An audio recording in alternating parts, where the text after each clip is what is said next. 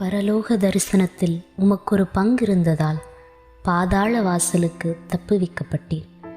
கானல் நீர் தெரியும் இந்த கடற்கரை கிராமத்தில் ஒரு ஆசிர்வாத ஊற்றானீர்.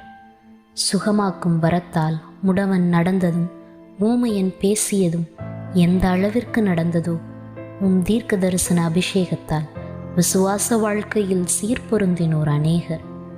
ஜீவ நதிக்கரையில் நெடுநேரம் அமர்ந்து வறட்சி காலத்திலும் விளைச்சல் பெற்றாய். பசிதாகத்தால் களைத்த போதும் விசுவாச ஓட்டத்தில் சளைக்காதவர் நீர்.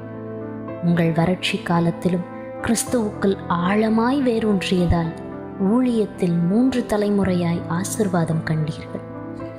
சேலை மறைவே அவர் செட்டையின் மறைவாயிருந்த காலத்தில் நீங்கள் போதித்த சிலுவையின் உபதேசத்தை கற்றவர்கள் இன்றைக்கு ஊழியர்களாயிருக்கிறார்கள்.